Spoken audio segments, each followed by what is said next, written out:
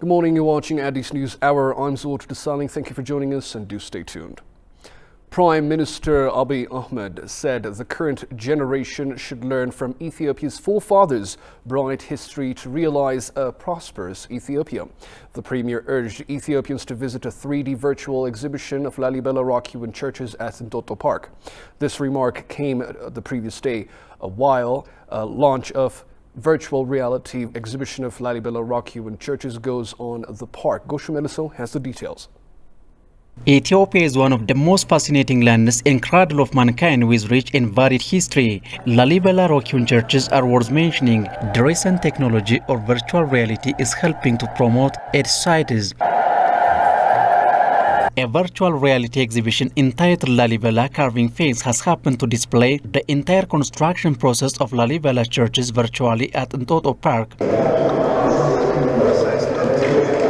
On the occasion, Prime Minister Abiy Ahmed said the current generation should learn from Ethiopia's forefathers' bright history to realize a prosperous Ethiopia. If we look back to our forefathers' golden history and take lessons, we can create prosperous Ethiopia. I am very pleased to visiting this special event. I encourage and urge Ethiopians to come and visit. Such kind of experiences should be replicated and other historical heritages should be displayed to the world. The Premier expressed that he is impressed over the virtual reality presentation of Lalibela churches. Various works have been presented for exhibition at Entoto Art Gallery, but this one is very mesmerizing and special one. I am very impressed. I had an opportunity to visit Lalibela rock-hewn churches twice. The virtual reality exhibits the historical heritages as if we are Lalibela. The 3D virtual reality presented important information that indicates what work should be done in the future. It's very exciting. Abiy also underscored the power of imagination inspires youth to be more creative. Parents and youth should understand the power of imagination in the virtual reality to create their own artists like Lalibela. In addition to existing knowledge and information you have, virtual reality helps to take lessons to create and change the nation. The event was organized in collaboration with French government and stays open for 2 months, it was noted. Deputy Prime Minister and Foreign Affairs Minister of Ethiopia, Demeke Mekonnen, underscored that the Ethiopian government has achieved a significant stride for collection and production of vital statistics. The 8th Conference of Statistical Commission for Africa has kicked off in Addis Ababa, the UNECA, under the theme Modernizing Data Ecosystem in Support to support regional integration. Shagawi Mata has the following report. For the first time, the 8th Conference of Statistical Commission for Africa is being held in Addis Ababa with the intent to strengthen the interrelated natural linkages, namely statistics and civil registration. The aim of the conference is to brainstorm the progresses made in civil registration and vital statistics by African countries and arrive at solutions to share experiences in vital statistics to achieve the 2030 SDGs and AU Agenda 2063. In his opening remarks, Deputy Prime Minister and Foreign Affairs Minister Demeke Mekonnen said Ethiopia has achieved significant strides in civil registration and vital statistics. In my country, the Ethiopian Statistics Service is carrying out several activities to modify and update statistics. For Ethiopian Statistics Service surveys and census, electronic devices are utilized to collect and transmit data. This improves quality, speed, and economize manpower and cost. The Consumer Price Index, for example, is now released between the 1st and 5th days of the following month, a significant improvement in timelines. Additionally, ACS is seeking to collect new data for monitoring national plans and sustainable development goals such as on agriculture. Talking to ETV director at Civil Registration and Vital Statistics of Nigeria stated that as the world is going digital, no African country should be left behind in civil registration and vital statistics as it is stated in 2030 SDGs. The whole world is going digital, and Africa cannot afford to remain behind. No country in Africa should be left behind, and that's why the sermon of digitization is being preached everywhere. So, and concerning civil registration and vital statistics, we cannot just afford not to go digital because it makes the job easier, it makes interoperability easier, and data sharing becomes a very easy thing. So, digitization is in thing all over the world today, and Africa cannot afford to be left behind. Oliver Changana, director of the Africa Center for Statistics at ECA, for his part underscored that African countries are making tremendous progress in digitizing vital statistics using tablet and mobile phones, including Ethiopia. I think what we are seeing that a number of countries are beginning to make progress. But of course, progress is being made at different levels. Some countries are making progress, some countries are a little bit slower. But why? Because the internet penetration in countries is different. Some of them there's an issue of cost, but we are seeing progress. Some countries are already using, for instance, collecting data using tablets. They're using mobile phones. That is a good trend. And during the 2020 round of censuses, we have more than 31 countries that are collecting data using tablets. That means countries are moving in the direction that we want. But we want to transform, to modernize, to digitalize all the statistical systems, but also be able to inform the development processes, the decision process, in much more timely than what is happening at the moment.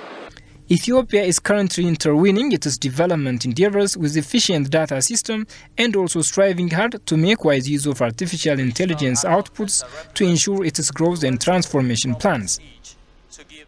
The Ethiopian delegation leaves for South Africa for AU-led peace talks. In the meantime, government of Ethiopia is working in coordination with humanitarian agencies to continue providing humanitarian aid in these areas. It has also requested operators of essential services to expedite their preparation to resume services in these areas.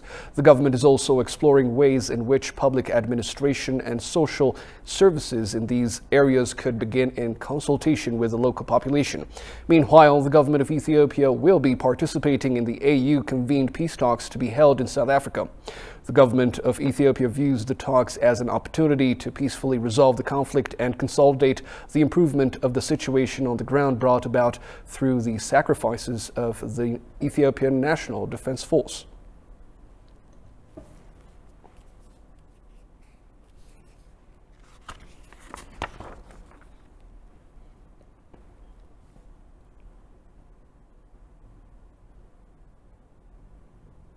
تلقى لما يكفتاس جون شالك بلاي تنسو يصفاس انا يالهولات ኢትዮጵያ ትፈርስ እኔ ያለሁላት ሀገር አትፈርስ እኛ ያለንላት ኢትዮጵያ ትፈርስ እኛ ያለንላት ኢትዮጵያ ትፈርስ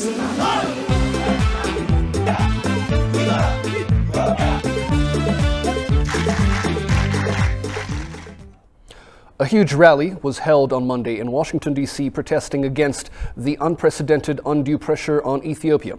Tens of thousands of diaspora Ethiopians and Eritreans in Washington, D.C. and from several other states of the U.S. have participated in the demonstration that took place in front of the U.S. Congress and the Department of State. Kasan Chani has more on that. USA! Respect! Ethiopia! And Eritreans! Sovereignty! Sovereignty! Condemn! Condemn! TPLF! Act of terrorists! A peaceful demonstration was held in Washington, D.C. to condemn the war that the terrorist TPLF has reignited for the third round and against unprecedented pressure, including a coordinated mass media campaign on Ethiopia. and Ethiopians of Ethiopian origin, Eritreans and friends of Ethiopia held a huge rally in support of the government of Ethiopia in front of the White Palace in Washington, D.C. to resist foreign pressure. Messages against the pressure and interference of some Western countries on Ethiopia were conveyed in the rally brilliantly. Messages of concern that the United States should reconsider its misguided foreign policy in Ethiopia and the Horn of Africa in general were seen in the rally. This is not the first time we come out for the rally, and we've done it for the multiple times, specifically for the last 2 years with the No More movement. We've made a successful movement, but today you can see, like, the turnout. We've had a successful turnout, previously. Even today, there is a biggest, turnout that we expect, more than. And I'm assuming our message, have been successfully delivered, and our voice, have been heard.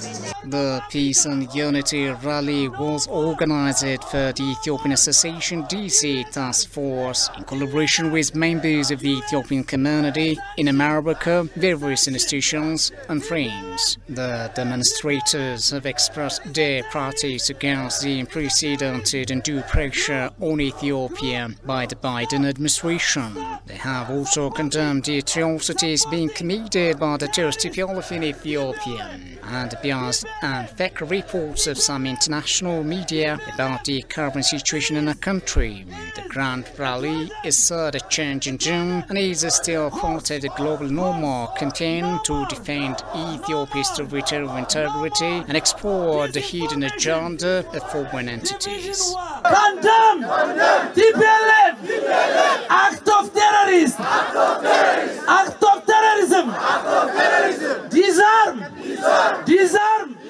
TPLF.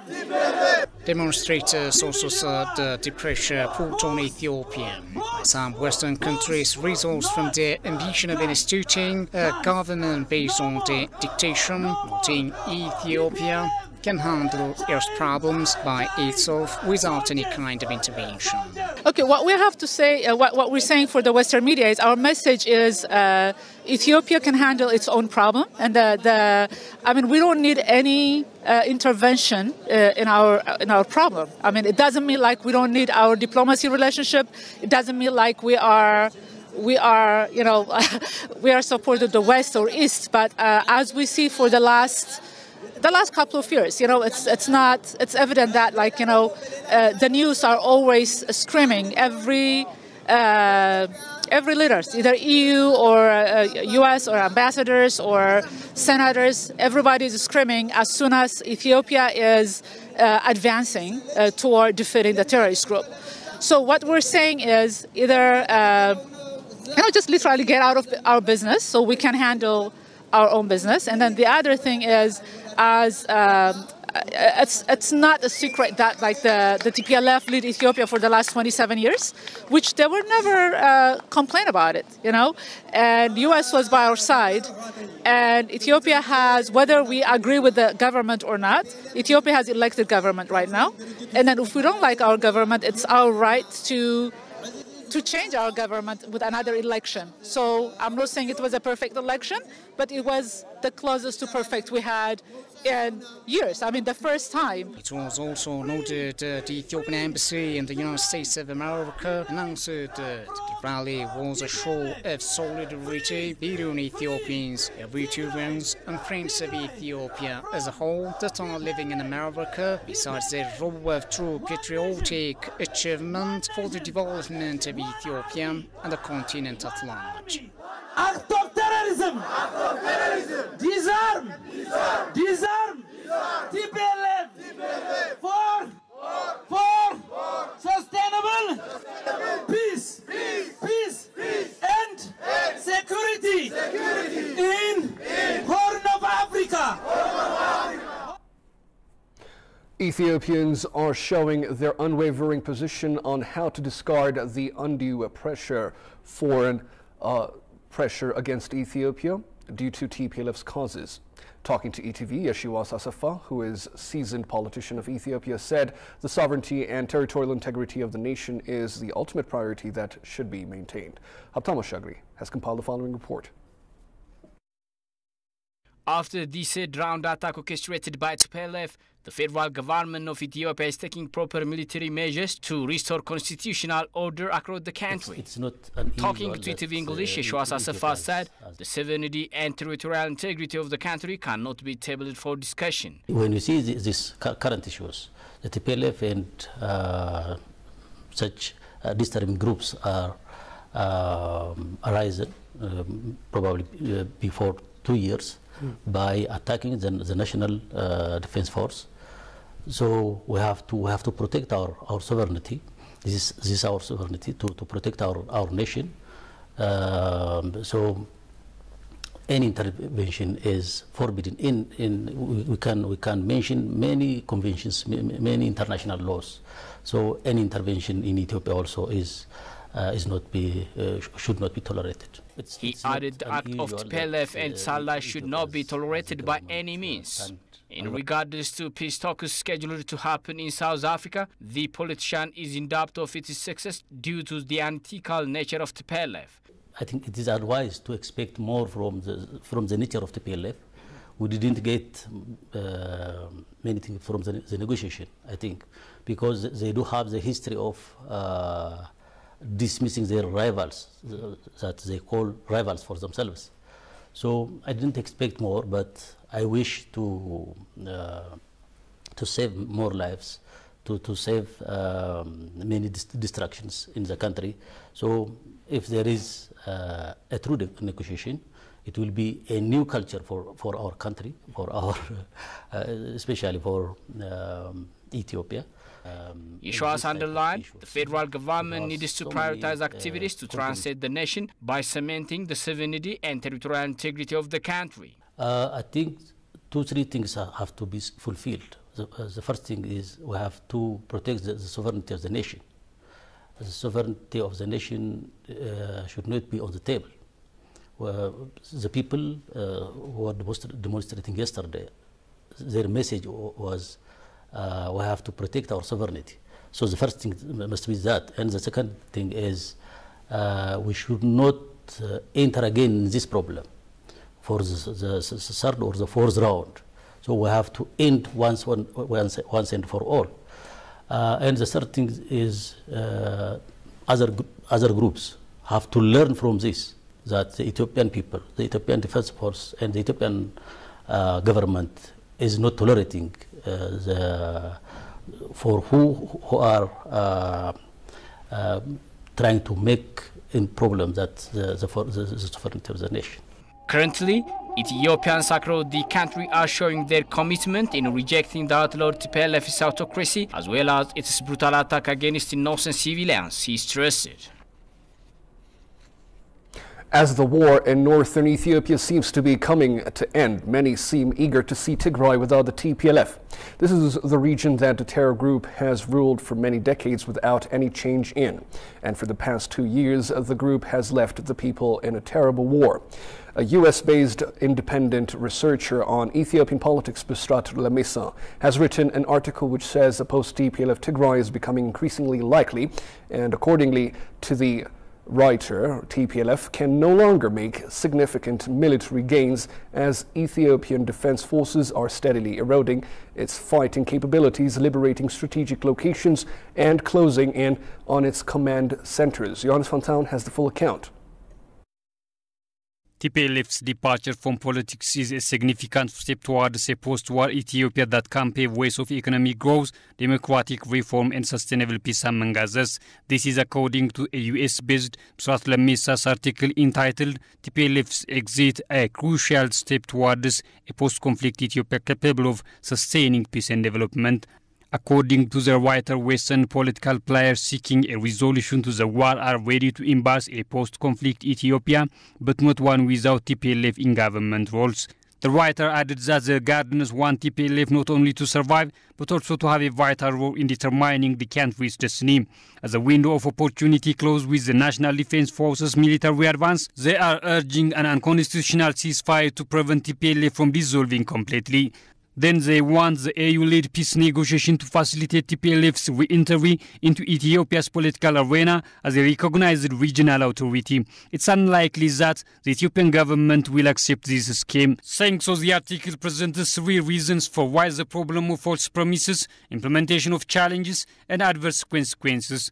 The first one is the misrepresentation of the conflict as Ethiopia's war on Tigray. Here, the truth is that the conflict is neither Ethiopia's nor Tigray's war. It all began when TPLF's nearly 3 decades absolute dominance over the Ethiopia's state ended at the start of a dramatic political opening in 2018. Continuing, the article raises the second assertion, which is that TPLF represents the people of Tigray and that the two are indistinguishable. This claim of a few power-hungry militias hiding beneath an ethnic mask encourages violence and incentivizes the deprivation of millions of citizens. Also, it signifies a moral penance imposed on the people of Tigray for the transgression of TPLF. This claim has a long-term ramifications as it forces the people to live with a broken self-image and severed connections to the rest of Ethiopia. And finally, the third false claim wrote in the article is that TPLF represents Tigray's regional state and hence functions in a government capacity. For this false claim, the writer argues that TPLF's tenure as a political party and the privilege to participate in Ethiopia's political process officially ended when the group declared war on the Ethiopian state and attacked the National Defense Force. Summing up, the writer reiterated TPLF's departure from politics is a significant step towards a post-war Ethiopia that can pursue economic growth, democratic reform, and sustainable peace.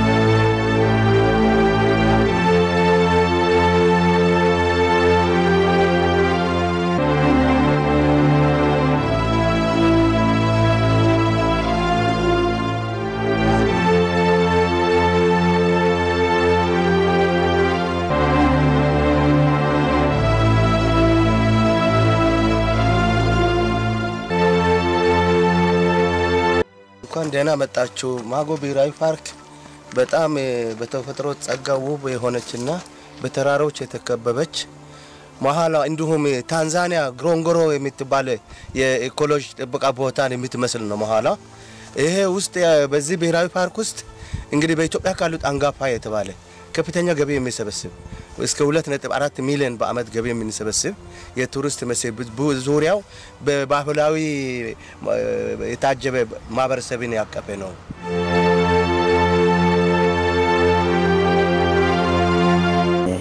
ዓመት አካባቢ ወደ 81 አካባቢ አጥቢ የዱር እንስሳት ዝርያዎች ነበሩ።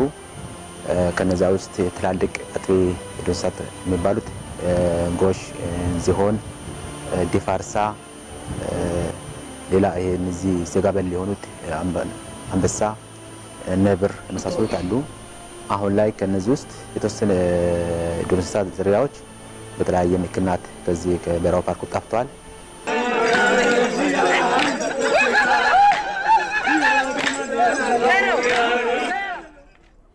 While observing the United Nations Day on Monday, UN Secretary General Antonio Guterres called on the whole world to renew hope and conviction in what humanity can achieve in unison.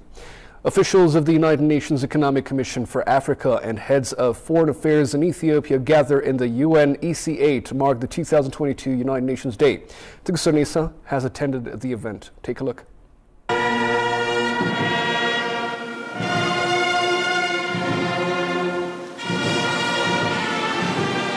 United Nations Day recognizes the founding of United Nations UN in 1945. The celebration is observed annually in October 24th.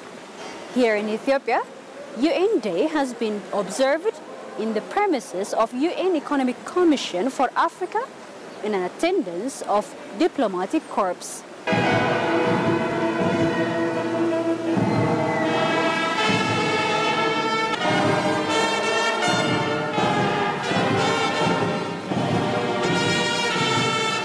While observing the United Nations Day, UN Secretary General Antonio Guterres said It is high time for the whole world to renew hope and conviction in what humanity can achieve in unison. The United Nations is the product of hope. The hope and resolve following the Second World War to move beyond global conflict to global cooperation. Today, our organization is being tested like never before. But the United Nations was made for moments like these. Now more than ever, we need to bring to life the values and principles of the UN Charter in every corner of the world. By giving peace a chance and ending conflicts that jeopardize lives, futures and global progress. By working to end extreme poverty, reduce inequalities and rescue the Sustainable Development Goals.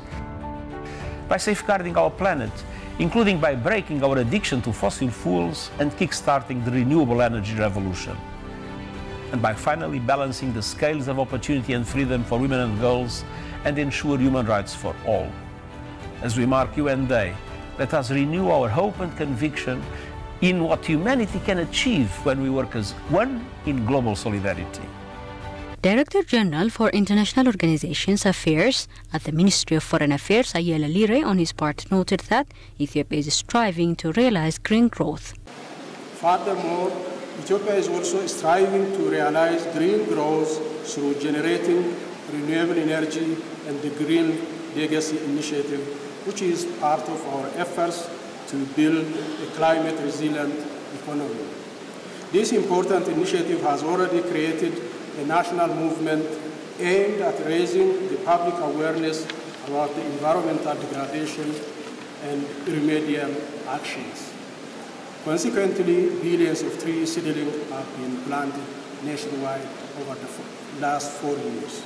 Excellencies, ladies and gentlemen, the government of Ethiopia is working closely with the UN team in Ethiopia in implementing the SDGs, and we commend the invaluable contributions of the UN team in Ethiopia in contributing to Ethiopia's development endeavors. I believe that this commemorative event will afford us the opportunity to reflect on and sensitize the ideals of the UN to create a peaceful, equitable, and safe world. Tedis Sarnisa reporting for ATV English, UNECA.